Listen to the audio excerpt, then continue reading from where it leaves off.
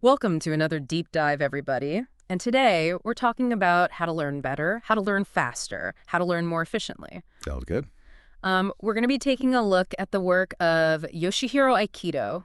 He's a 6-time Japanese memory champion and world memory grandmaster. Wow. That's pretty impressive, right? I mean, this guy, he knows how to remember things. And what's interesting is he actually started off his career as an engineer. Oh, wow. Yeah, so not somebody you would typically associate with, extraordinary memory skills. Right. But he ended up kind of going down this rabbit hole, if you will, of memory techniques, memory championships, and has a lot to teach us. Yeah, I'm really excited to dive into this because I think everyone listening can relate to the feeling of, wishing they had a better memory, wishing they could remember things more easily. Oh, yeah, for sure. For sure. And what I think is so fascinating about Aikido's work is that he really emphasizes that memory is not some kind of like innate talent that you're either born with or you're not. It's actually a skill. Like riding a bike. Exactly. Just like riding a bike or, learning to play an instrument. So anyone listening who's ever felt stuck with a bad memory can actually change that. Absolutely. Aikido's book basically throws that whole idea of a bad memory out the window. Okay, so no more excuses. No more excuses. Sure. He lays out a system for improving your memory based on how our brains actually work. And it starts with understanding how memories are formed in the first place. Okay, so how do memories actually, get created? So he breaks it down into 3 stages: encoding, storage, and retrieval. Encoding, storage, retrieval. Yep. It sounds a bit like saving a file on your computer, right? You've got to, encode the information, save it somewhere, and then be able to retrieve it later. That's a great analogy. And actually, Aikido uses that same comparison in his book. Really? Yeah.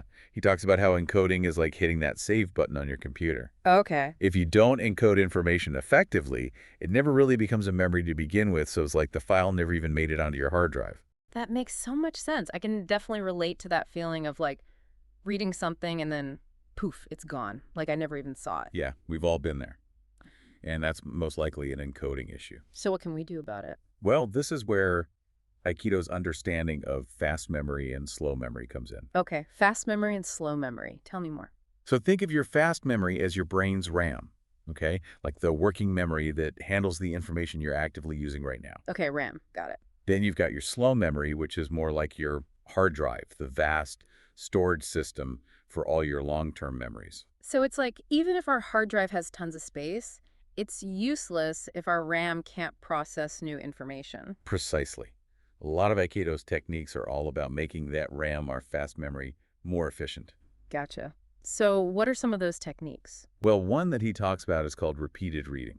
Repeated reading. Yeah, and it might sound super simple, but it's basically where you read something out loud, like several times, even if you don't fully grasp it at first. Huh, interesting. It might seem kind of basic, but it actually helps to activate multiple brain regions and kind of lays the groundwork for deeper understanding later on. So you're building a kind of mental scaffolding even if you haven't filled in all the details yet? Exactly. It's like creating a framework that you can then start to hang all the other information on.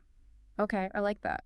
And another really powerful technique is called chunking. Chunking. What's that? So chunking is basically grouping information together into meaningful units. Okay. Think about how you remember a phone number, right? You don't remember it as 10 separate digits. You remember it as chunks of 3 or 4 numbers.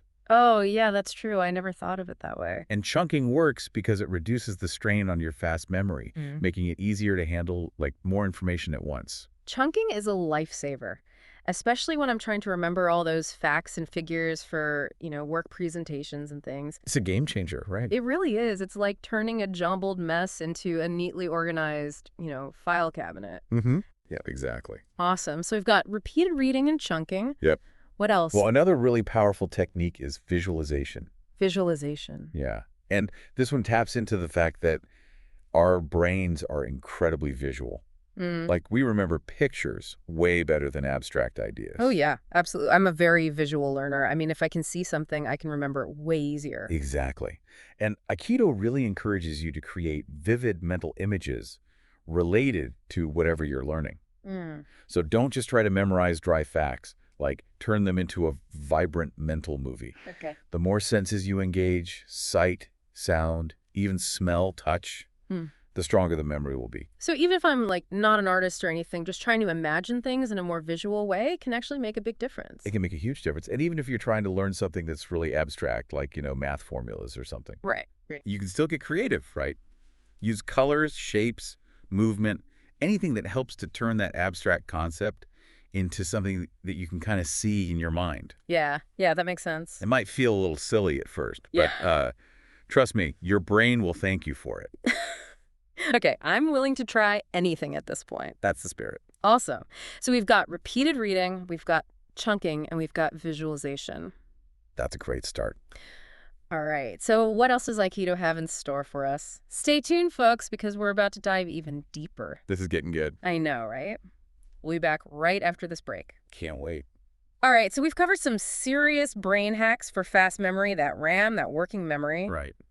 But what about that hard drive you were talking about? The slow memory? Yeah. The long-term storage where, we store information for the long haul. Yeah, the stuff you really want to keep. Yeah, how do we make sure that those memories actually stick, That's the goal, right? And Aikido's got some really fascinating strategies for that too. Okay. And it might surprise you to learn that emotions play a key role in all this. Emotions, really. And I would not have guessed that. Yeah. How does that work? Well, think about it this way. You're way more likely to remember a thrilling adventure, right? Or a time you felt truly scared or something like that, than say what you had for lunch yesterday. True. Right. Our brains kind of prioritize these emotionally charged events. Yeah. They just stick with us more. I mean, that's so true. Yeah. Like, I can still remember, like, every detail of this one scary encounter I had, like, years ago. Oh, wow. But I can barely remember what I did last weekend. Exactly. So one way to kind of boost that slow memory is to try and connect the information you're learning to something that evokes a strong emotion. Okay. So let's say you're studying history, right? Mm-hmm. Trying to imagine what it would have felt like to actually be alive during a particular event, Like, put yourself in those people's shoes. Oh, so it's about, like, turning those historical figures and events into something real, something relatable. Exactly. Make it come alive for you. Almost like I'm, like, experiencing it myself. Exactly, yeah. The more you can kind of immerse yourself in the experience, the stronger the memory is going to be. Yeah, okay. I like that. And then another really powerful technique is something called active recall. Active recall. Yeah, and Aikido is a huge advocate for testing yourself as you learn. So, like, quizzing myself. Basically, yeah. Okay. It might seem counterintuitive, but struggling to remember something actually strengthens the memory. Wait, so if I get frustrated trying to remember a fact, yeah, that actually helps me learn it better. It does, yeah. It's like working out a muscle, The more you challenge it, the stronger it gets. So flashcards, self-testing, even explaining concepts to others. These are all things that force you to actively retrieve information, and that solidifies it in your memory. So it's better to, like, struggle a bit than just passively read through my notes. Much better. Yeah, much better. Get those brain cells firing. Got it. Active recall. Active recall. Okay, what else? What else is there? Well, then there's this thing called the spacing effect, which is all about timing your review sessions strategically. Okay, spacing effect? Yeah. I'm intrigued. Tell me more. So the key here is to review material right before you're about to forget it. Okay. IODIDO suggests kind of a schedule of reviewing the next day, then a week later, then 2 weeks, then 4 weeks. That seems kind of complicated. It can be, but there are apps and things that can help you manage this. Oh, okay. So there are tools for that. Yeah, there are definitely tools for that. Okay. But the basic idea is that you're kind of working with your brain's natural forgetting curve, right? To ensure that the information stays in your long-term memory. Okay, so instead of cramming everything in, like, the night before an exam, it's better to kind of space out my review sessions over time. Exactly. Think of it like strengthening a path in the woods, All right. The more you walk it, especially after it rains and gets a little overgrown, the clearer and more defined it becomes. Oh, I like that analogy. Yeah. That makes sense. What? So we've got these techniques for both fast and slow memory. Right. But what about specific advice for like exam preparation? I know a lot of our listeners are students and they're facing, some pretty high pressure tests. Yeah, definitely. And Aikido, he's got some really practical tips for that too. Okay. One of the most important ones is prioritizing speed. Speed. Yeah, speed.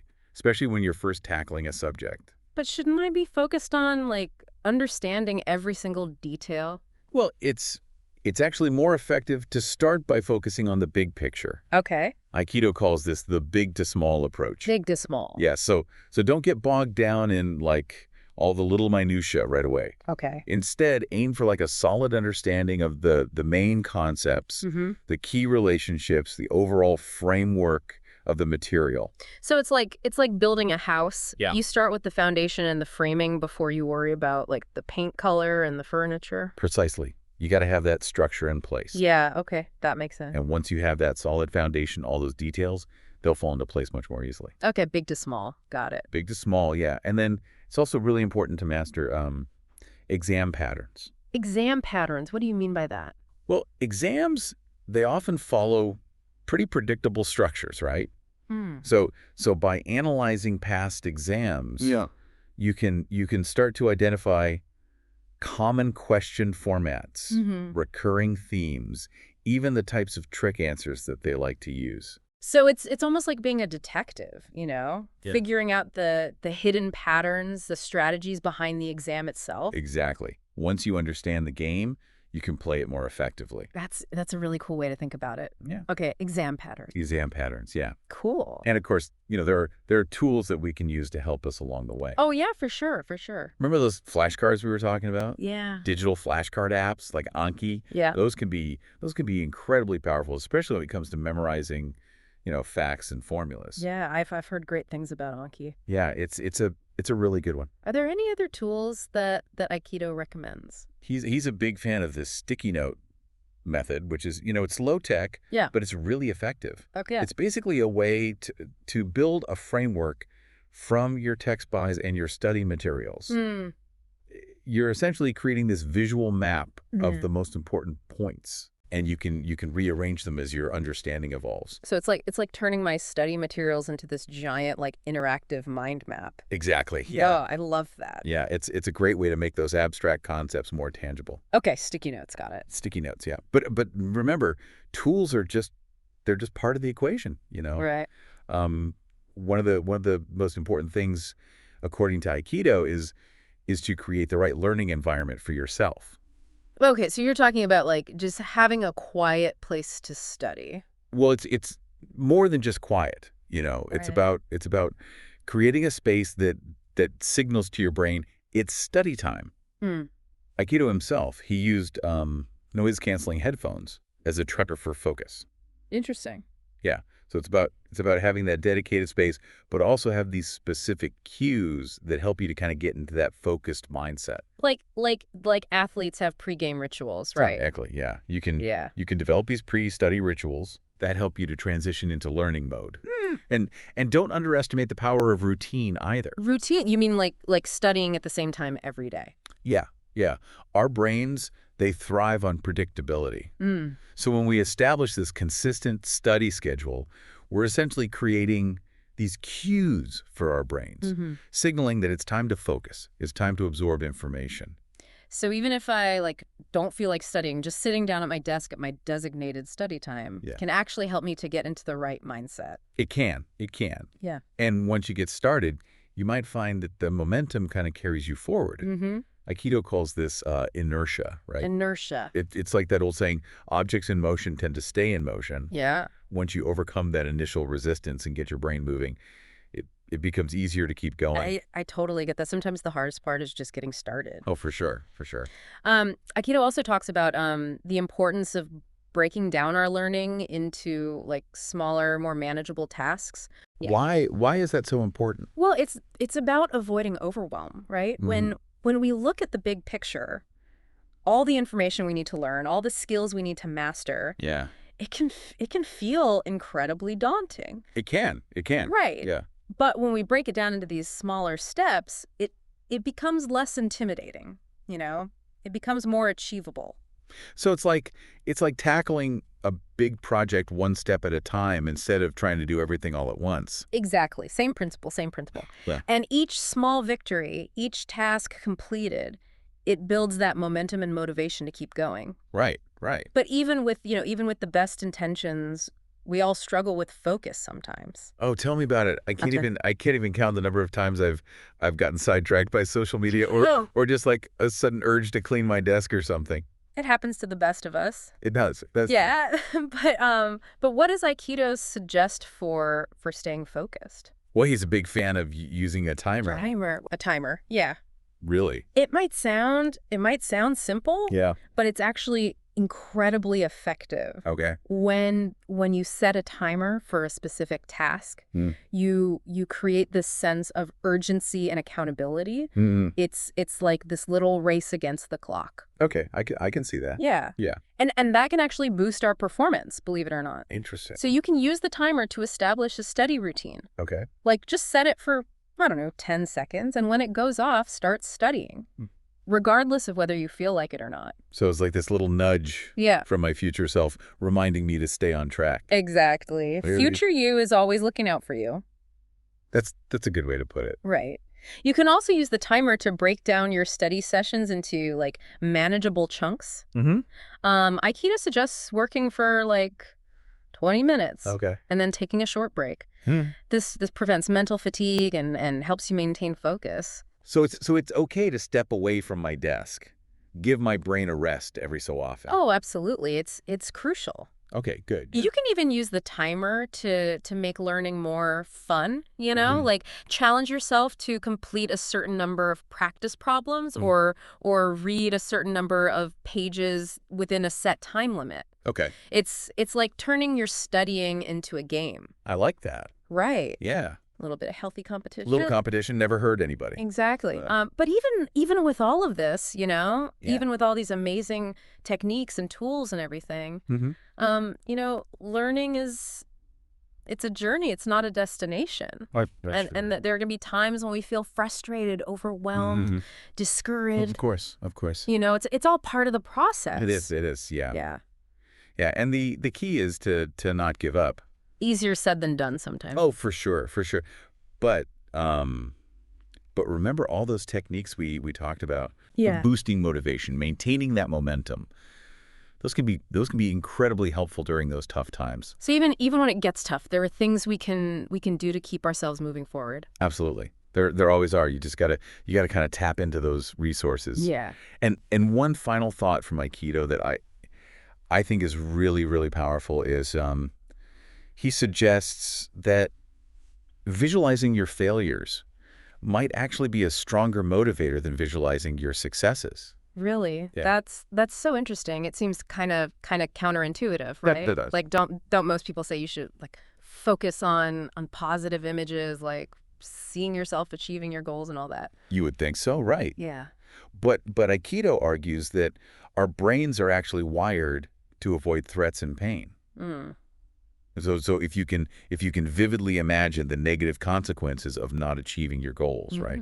That missed opportunity, that feeling of disappointment, it can actually create a much stronger sense of urgency. So it's like instead of just, daydreaming about how great it will feel to succeed, I should also consider how much it would sting to fail.